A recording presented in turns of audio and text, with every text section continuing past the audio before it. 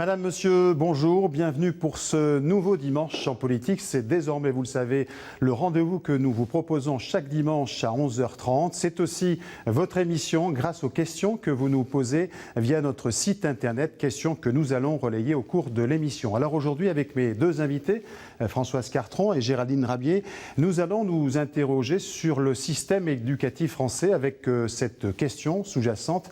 Éducation, comment réussir autrement, c'est-à-dire en dehors du système conventionnel imposé par l'éducation nationale. Et pour poser le débat, voici un aperçu des quelques questions que vous vous posez.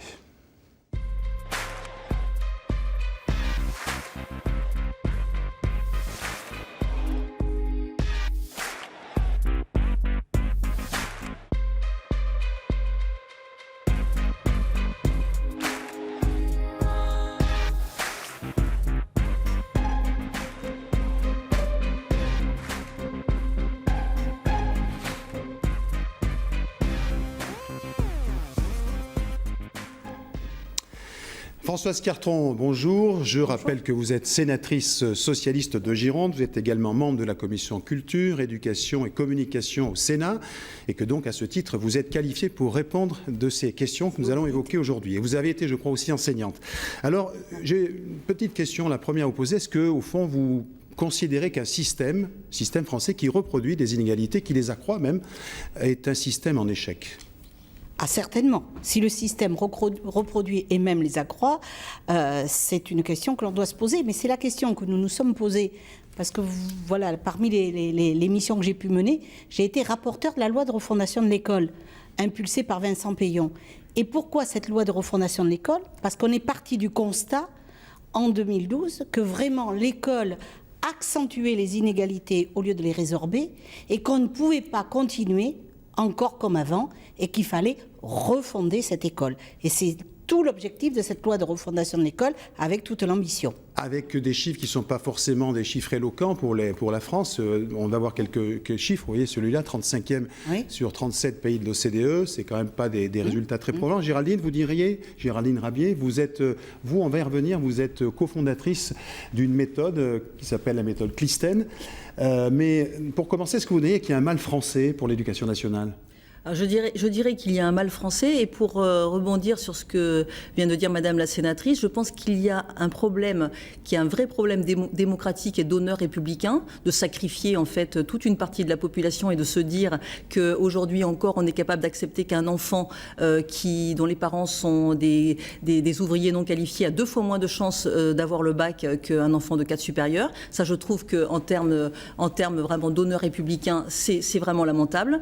Et puis ensuite, je pense qu'en termes de performance, de façon très pragmatique, nous privons d'une partie en fait de l'intelligence de notre pays, parce qu'il n'y a pas de raison que les enfants d'ouvriers soient moins intelligents que les enfants de cadre supérieur. C'est juste qu'on est dans un entre-soi avec une espèce de bibliothèque familiale que l'on se trimballe, qui est au pied du berceau. Et ça, moi, ça me révolte encore. Alors, on va justement regarder une question d'un téléspectateur. C'est cette question que Aude nous a posée, et je vous la poserai, Madame la sénatrice. C'est ce qu'il y a des modèles à l'étranger qui marchent bien.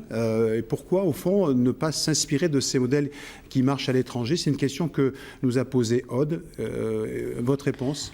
Ah ben bien sûr, et en particulier, alors ce que l'on va dire, c'est que les modèles, on va nous dire, ne sont pas transposables, et que la France est la France, et que par exemple, un des pays qui réussit le mieux et qui est la Finlande, on ne peut pas tout comparer parce que... on n'est pas finlandais. Hein, voilà, on n'est pas finlandais, c'est pas le... Ils sont moins nombreux. Ils sont moins nombreux, ils ont un autre rythme de vie. Tout l'hiver, il fait nuit à partir de 15h. Bon, donc tout ça, ça influe. Ils ont beaucoup moins de population immigrée que nous. Et ils ont beaucoup moins. Mais on regarde aussi comment se fait-il qu'ils soient quand même en tête du classement. Et c'est comme cela aussi, parmi les réformes qui ont été impulsées, on a regardé, on a dit, mais les petits Finlandais, et en général les petits-enfants des pays d'Europe, ils travaillent plus de jours de classe dans l'année. Nous, on est quand même à 140 jours, alors que la moyenne dans les pays était 180 jours, parce qu'on a tout concentré sur 4 jours, mais ils ont moins d'heures dans la journée, parce que c'était le problème. On travaillait moins de jours dans la semaine, mais plus dans la journée, et donc ça participe aussi de la vigilance, de l'attention, et donc au bout de l'échec. Donc c'est pour ça qu'on a lancé cette réforme des rythmes scolaires qui a été complètement dénaturée dans les critiques, alors que c'était l'ambition pour permettre aux enfants de mieux réussir. Alors, il y a aussi la réforme des collèges dont on pourrait parler, Géraldine. Cette réforme qui, aujourd'hui, est appliquée depuis la rentrée, mais qui, au fond, ne fait pas toujours l'unanimité dans la communauté enseignante. Alors, les réformes dans la communauté enseignante font rarement l'unanimité pour différentes raisons. Je pense que, d'ailleurs, il y a des sociologues en ce moment qui s'intéressent beaucoup à cette question de résistance au changement et qui disent que il faut peut-être pas l'appliquer au monde de l'éducation nationale. Il y a une partie des enseignants qui s'opposent en fait aux réformes en général et à celle-ci en particulier pour des raisons qu'ils estiment être les bonnes, qui sont des raisons pédagogiques. Après, il y a des raisons que moi j'analyse comme étant des raisons, on va dire, d'équilibre, c'est-à-dire que quand on change, on a toujours peur de perdre quelque chose, et en l'occurrence une espèce d'autonomie. Et en fait, au nom de la liberté pédagogique, on peut revendiquer beaucoup de choses, et notamment en fait, le fait de ne pas se voir imposer, des choix par la direction, parce que cette réforme-là, elle donne quand même au pilotage des équipes de direction une autorité. Mais moi, je trouve que c'est très bien et qu'il y a de bonnes choses. On va juste pour terminer sur ça, je pense que c'est une réforme qui satisfait aussi beaucoup d'enseignants qui déjà travaillaient dans l'interdisciplinarité et qui avaient grand plaisir à donner du sens aux apprentissages par ce biais. Alors justement, Françoise Carton, sur la question de la réforme, on peut dire que ni la droite ni la gauche n'a réussi à réformer fondamentalement le système éducatif français, avec les blocages en interne et aussi des blocages qui se manifestent en externe. On a posé la question à François Dubé, qui est sociologue, qui a beaucoup écrit sur ces questions, et qui nous dit ces mesures, s'il était aux commandes de l'éducation nationale, ce qu'il prendrait comme mesure. On l'écoute. La première décision que je prendrai, je crois, c'est de former véritablement les enseignants comme des professionnels. Je crois que le métier d'enseignant a beaucoup changé, qu'il est de plus en plus difficile parce qu'on ne trie plus les élèves comme on les triait. Et je crois que les pays qui réussissent sont ceux qui forment véritablement les enseignants comme des professionnels. Alors les enseignants français ont un haut niveau académique, mais je pense que leur formation n'est pas à la hauteur de leur travail. D'ailleurs, la plupart d'entre eux s'en plaignent et souhaiteraient qu'il y ait une formation permanente et une formation de base beaucoup plus solide. Je crois que le deuxième effort, c'est véritablement de donner aux établissements les moins favorisés les ressources, les moyens, les technologies qui font qu'il n'y aura plus de bonnes raisons de les fuir. Alors Françoise Carton, sur ces deux questions, formation des enseignants, vous l'avez été, sur le décalage qu'il peut y avoir entre l'État et l'Union, c'est vraiment deux questions fondamentales. Est-ce que vous avez, au fond, le quinquennat de François Hollande se termine, le sentiment que vous avez réglé ces problèmes ? Alors, je ne dirais pas qu'on les a réglés, parce qu'il y a encore des incertitudes et des difficultés, mais on a pris le problème à bras-le-corps, parce que je rappelle que quand François Hollande a été élu président de la République, le quinquennat précédent avait supprimé totalement la formation des enseignants. C'est-à-dire qu'il suffisait d'avoir un bac plus 5 pour être parachuté dans une classe sans formation et pour enseigner. Et d'ailleurs, on avait entendu, il n'y a pas besoin de se former, avec le bon sens, à partir du moment où vous aviez des enfants, vous deviez savoir enseigner. C'était une énormité. Donc, Vincent Peillon, dans la loi de refondation, on a remis. Et les 60 000 postes, c'était d'abord pour remettre 18 000 postes pour les consacrer à la formation des enseignants. Alors, quand on a... Là, c'est pas le nombre, on dit, c'est pas tellement sur le nombre que François Dubé s'exprime. Ça n'existait plus. Donc, D'accord. quand on reconstruit, on n'a pas voulu reconstruire à l'identique, parce que tout le monde disait, les UFM, ils avaient leurs défauts. Donc, on s'est orienté vers une formation faite à l'université. L'université, selon les universités, ont plus ou moins bien appréhendé ce qui était nécessaire de mettre en place comme module de formation, c'est-à-dire il y en a qui ont de la difficulté à s'extraire du disciplinaire, c'est-à-dire continuer à apprendre du français, de ce qui est le métier d'enseignant dans toute sa diversité, et comme le disait François Dubé, comment on aborde des classes hétérogènes, comment on aborde des enfants qui ne sont pas tous... entre guillemets au même niveau, comment on aborde toutes ces différences. Alors, ça, c'est pas encore, c'est ce que je veux dire, c'est pas encore tout à fait réalisé. Bien, alors on va en venir à la Deuxième partie de notre émission, la question qu'on se pose, comment peut-on réussir autrement? Alors avant d'évoquer les expériences alternatives que sont Montessori, Clisthène, la méthode Steiner, Freinet, une question de Christophe, peut-être pour vous, Françoise Cartron. Pourquoi ne pas imposer la mixité sociale dans les établissements? Est-ce qu'il faudrait prendre une mesure contraignante? Alors là, une mesure contraignante, vous voyez, dans le pays tel qu'est la France, je pense que ce n'est pas la peine de rêver. Ça ne marchera pas. Parce que les parents, et avec juste raison, sont très attachés à une certaine liberté de choix. Sauf qu'il faut une liberté encadrée. Et moi, en 2012, j'ai produit un rapport par rapport justement aux effets néfastes de l'abrogation de la sectorisation. C'est-à-dire, sous le quinquennat de Nicolas Sarkozy, on avait décidé, tout le monde choisit, ça va se réguler naturellement. Aujourd'hui, les études sortent, ce que j'avais dit en 2012, on est face à des collèges ghettoisés dans les deux sens. C'est-à-dire avec des collèges qui n'ont que des enfants de classes très très favorisées ou des collèges qui n'ont que des enfants de classes très défavorisées. Donc dans tous les pays libéraux, vous parliez de la comparaison, aux États-Unis, en Angleterre, il y a la liberté mais encadrée. C'est-à-dire qu'il y a des règles qui obligent à ce que dans tous les établissements, il y ait une proportion équivalente d'enfants issus des différents milieux sociaux. Et ça, il va falloir s'y mettre et attaquer ce problème à bras-le-corps. Et il me semble peut-être, je ne sais pas ce que vous en pensez, que parmi les moyens de pousser cette mixité scolaire pour qu'elle soit sociale et scolaire, il faudrait aller encore plus loin, à mon avis, dans les options entre guillemets prestigieuses. C'est-à-dire que plutôt que de forcer les parents s'il y a une option prestigieuse dans un établissement dit difficile ou défavorisé, eh bien, de façon mécanique, les inscriptions vont se faire. Et c'est une manière un peu artificielle de créer cette mixité sociale et scolaire. Justement, Géraldine, vous avez, vous, cofondé Clisthène, qui est une méthode d'enseignement dont on va parler. Avant d'en parler, je voudrais qu'on aille justement à Captieux, dans une petite école où il y a un enseignement basé sur la méthode de Montessori. Et puis on en parle après. C'est un reportage qui est signé Marie-Pierre d'Abrigeon et Didier Bonnet. Ils vont à l'école, le cœur léger. Ici, chaque enfant a sa place dans cette grande maison située à la campagne. Ensemble, ils forment une classe unique un peu particulière. Et pour bien commencer la journée, ils se racontent. Moi, je suis contente car je fais des trous dans mes chaussons. Développer l'autonomie et l'esprit critique, apprendre à apprendre, c'est le credo de cette école. L'accent est mis sur le vivre ensemble. L'école de la Chrysalide, en fait, c'est l'école de l'être. Voilà. On essaie de faire prendre conscience aux enfants de leurs émotions et de leurs besoins et qui formulent une demande. Voilà. Donc chaque enfant ici a la possibilité d'exprimer son plein potentiel. La liberté dans le cadre.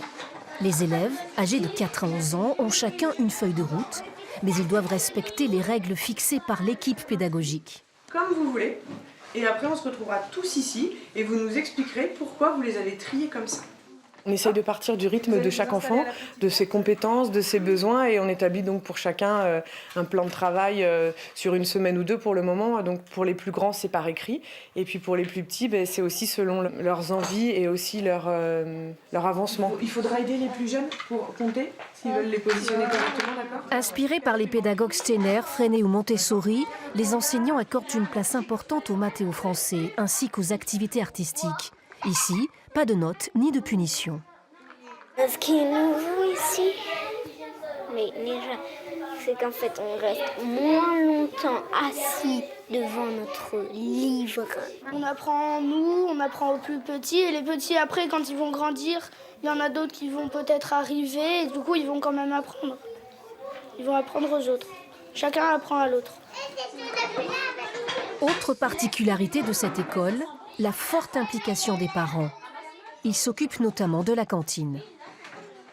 C'est intéressant, on rencontre d'autres parents, on donne aussi notre patte à l'école, donc c'est un petit peu notre école aussi, quoi. Numéro 2. Dans ce cadre bucolique, l'écologie fait aussi partie des priorités. Le but, c'est d'en faire des citoyens et de leur faire prendre conscience en fait, des enjeux de la société, alors sous forme de jeu ou pas. Là, on a un jeu, mais on a aussi des exercices que l'on fait en classe. L'école de la bienveillance, une chance pour ces enfants, éduqués sans stress ni pression, reste une inconnue, leur adaptation dans le système classique. Alors Géraldine Rabier, c'est une expérience, c'est vraiment une méthode d'enseignement différente que de celle qui est proposée dans le système éducatif d'éducation nationale classique. Ça marche ? Alors, je ne connais pas cette école. Je connais un peu la méthode Montessori. Ce que l'on peut dire, c'est que, enfin, la bienveillance. Je ne vois pas comment est-ce que la bienveillance ne pourrait pas participer pleinement de la construction d'un être humain. Je pense qu'il y a des valeurs pédagogiques qui sont vraiment portées par des pratiques pédagogiques. Ce que l'on a pu voir là, c'est qu'il y a du faire. On sait que c'est fondamental pour apprendre. Il faut faire. Il y a de la coopération, il y a de l'entraide, il y a de la solidarité. Ça, ce sont des valeurs qui, normalement, sont portées par notre République. En termes d'adaptation, je pense que ça doit un peu piquer quand ils doivent passer en sixième. Mais je ne connais pas ce... Vous avez... Alors, pour revenir à votre expérience, puisque vous êtes cofondatrice d'une pédagogie, Clisthène, qui a fait référence au lycée Grand Parc à Bordeaux. Au fond, qu'est-ce qui vous a inspiré? Comment vous avez, au fond, initié cette méthode? Alors, ce n'était pas une chapelle pédagogique, c'était véritablement prendre un peu de chez Freinet, un peu de chez Montessori et surtout de tout ce que les sociologues de l'éducation déclinent en Europe depuis 20 ans, tous ces invariants de réussite scolaire, et en se disant il faut que l'on porte en fait une expérience globale, c'est-à-dire vraiment un écosystème où il y a à la fois quelle collaboration avec les parents, quelle collaboration avec le quartier, quelle organisation au sein de l'établissement, c'est-à-dire travailler à la fois sur les rythmes et sur la pédagogie, avec déjà dès le début un tiers du temps consacré à l'interdisciplinarité. Donc ça, parce qu'on était convaincus que ça donnait du sens aux apprentissages. Et moi, je suis assez convaincue que c'est la richesse de cette expérience, c'est le fait que ça soit justement une expérience qui soit globale, non pas que des petits bouts d'innovation par-ci, par-là ne soient pas intéressants, mais c'était vraiment de se dire comment est-ce que l'on peut faire autrement de manière globale. Alors justement, on peut poser la question à Françoise Carton, pourquoi ça n'inspire pas davantage ces méthodes? Alors oui, pourquoi? Parce que moi, ce qui me frappe, c'est que Freinet, on a fêté son centenaire cette année, Montessori, donc vous imaginez qu'on est en train de présenter comme nouveauté presque révolutionnaire des méthodes pédagogiques qui ont 100 ans. C'est quand même hallucinant.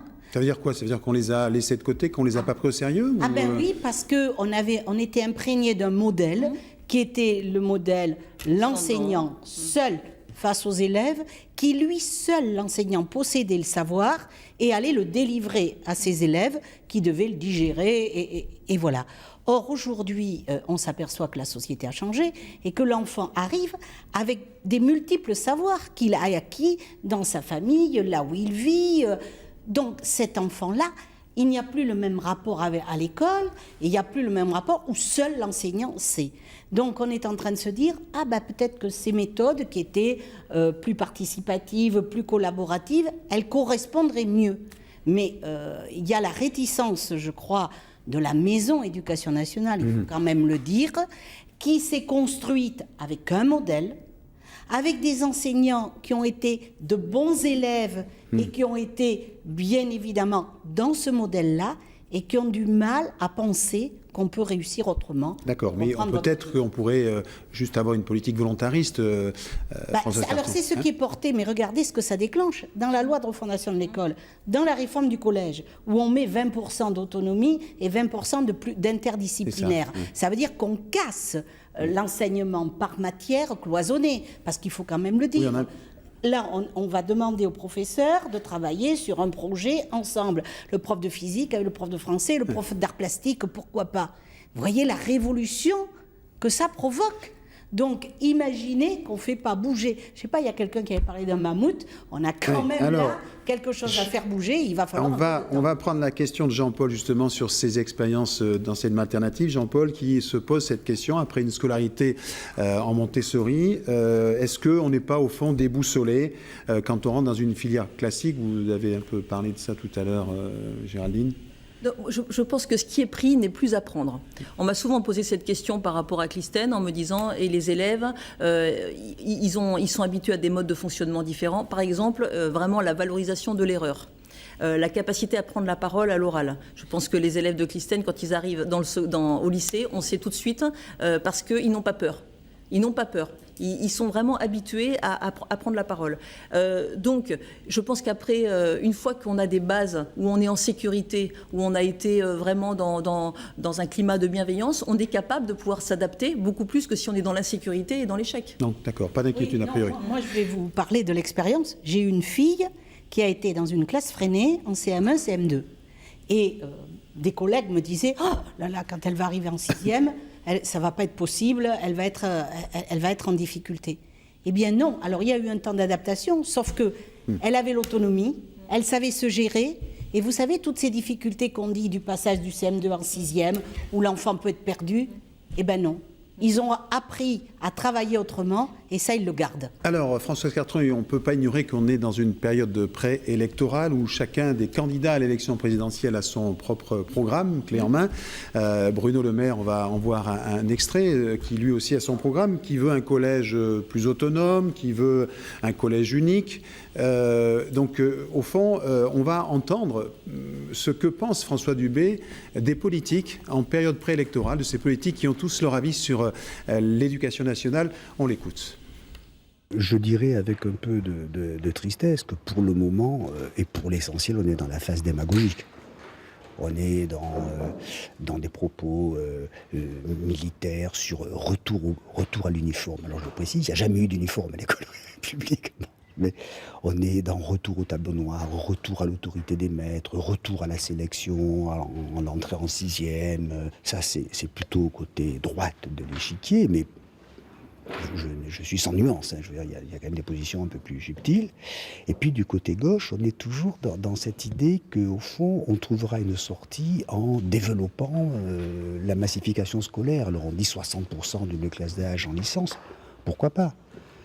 Mais il y a un risque majeur de dévaluation des diplômes, un risque majeur d'inflation scolaire. On est dans un moment un peu désagréable, je dirais, de la vie politique, où on agite plutôt des symboles que des programmes. Oui, c'est ça, hein, Françoise Cartron, au fond, c'est un peu désolant, mais c'est un peu ça, au fond, les politiques qui récupèrent un peu ces problématiques, mais on sent bien qu'il y a plus de la posture aujourd'hui. Ah oui, non, mais alors moi, je trouve d'abord qu'il y a beaucoup d'audace de la part de ceux qui, il y a 5 ans, ont quand même mis à mal notre école, justement en balayant d'un trait de plume la formation des enseignants, en supprimant la scolarisation des enfants en école maternelle de moins de 3 ans. Enfin, tout cela, ils n'ont qu'un principe, et je trouve ça ne s'articule pas sur une réflexion, c'est de l'ordre et de la punition. Voilà, c'est les deux. Pour eux, c'est les deux axes qui vont faire que ça y est, tout va rentrer dans l'ordre et les enfants vont tout d'un coup arriver à réussir. Mais, mais il en a autant pour la gauche aussi. Il parle de massification et donc, au fond... La gauche, là, pour l'instant, d'abord, on ne connaît pas le candidat, on n'en a pas, ou il y en a des multiples, mais pour l'instant, il ne parle pas beaucoup de l'école. Et puis la gauche, elle a fait des choses. Là, moi, je suis obligée de dire que la loi de Vincent Peillon, dedans, il y a quand même tout le fil rouge nécessaire pour réformer l'école. Mais vous avez vu comme c'est difficile. Vous avez vu comme à chaque fois, il faut batailler, expliquer, convaincre, parce que, comme c'est dit, tout le monde a un avis sur l'école. C'est ça. Et tout le monde sait comment il faut faire. Je voudrais que Géraldine donne un peu son avis sur... Vous êtes, il faut le dire aussi, vous dirigez une entreprise, enfin vous êtes directrice générale d'une entreprise qui fait de l'intelligence artificielle. C'est un peu compliqué, vous allez nous dire ce que c'est. Et le numérique est important, je crois, dans cette démarche-là. Voilà, j'aimerais bien faire de l'intelligence artificielle. Je n'en suis pas. Non, c'est pas vous. Hein, je dis que c'est votre société qui travaille sur des programmes. On est d'accord. J'ai bien compris. Exactement. Non, c'était pour vous taquiner. Bon, mais alors c'est réussi. Oui, je pense que le numérique est un formidable levier pour pouvoir justement... travailler sur les questions qu'on vient d'aborder, à savoir sur, par exemple, le problème de l'individualisation du travail pour remédier aux difficultés scolaires. Comment faire quand on est enseignant, même si on est très bon et qu'on a la meilleure volonté du monde et qu'on a 30 étudiants ou élèves ou gamins en face de soi, c'est extrêmement compliqué. Donc oui, enfin, nous travaillons dans ma boîte sur ce qu'on appelle de l'adaptative learning. C'est l'idée que vous êtes face à une formation et que le big data et l'intelligence artificielle arrivent en fait à capter toutes sortes d'informations sur votre façon de travailler et à vous de façon très triviale, donner à manger en fonction de vos nécessités alimentaires. Vous voyez ce que je veux dire? C'est-à-dire que si vous êtes plutôt conceptuel, on va vous donner une information comme ça. Si vous êtes plutôt besoin de partir de l'exemple, voilà. Et la machine va être capable de récupérer tous ces signaux. Ça vous intéresse, ça, Françoise Cartron? Donner, oui, parce qu'aussi dans le numérique, je crois, vous l'avez évoqué tout à l'heure, c'est le rapport à l'erreur pour l'enfant. Oui, exactement. C'est-à-dire que quand vous êtes dans une classe traditionnelle, tout le monde a le même devoir. Et puis, vous êtes classé et on montre celui qui a fait faux, celui qui a... Et il reste sur son erreur. Tandis que quand vous travaillez avec une tablette numérique, ce que vous parliez d'individualisation, c'est chaque enfant qui est confronté. Et justement, l'opérateur va pouvoir entrer en correspondance avec l'enfant, mais il n'y a que l'enfant qui va savoir qu'il a fait l'erreur et il va réparer. Et à la fin de la séquence, sur quoi il quittera la classe, l'enfant?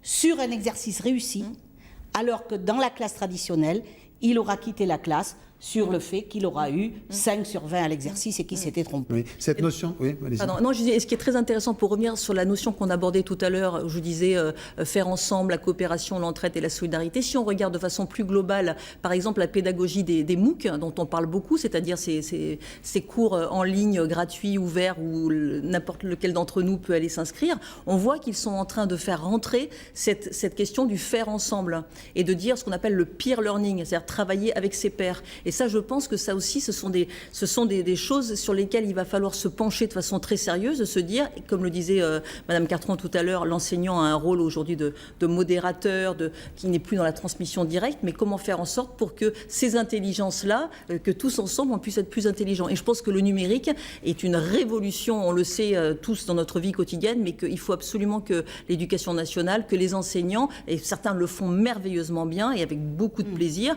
mais parce que c'est difficile, il faut apprendre à faire des cours en ligne, il faut apprendre, c'est une révolution copernicienne et on s'y engage. Mais je pense que c'est une opportunité formidable de pouvoir individualiser l'enseignement. Merci à toutes les deux d'avoir participé à ce débat. Merci à nos internautes d'avoir alimenté aussi de leur réflexion ce débat. Restez avec nous, dans un instant c'est le flash de la mi-journée. Puis Dimanche en politique se poursuit. Francis Letellier reçoit François Bayrou. Ils parleront entre autres de l'accueil des immigrés, du dossier Alstom et de son soutien à Alain Juppé. Merci de votre fidélité. Bon après-midi sur France 3.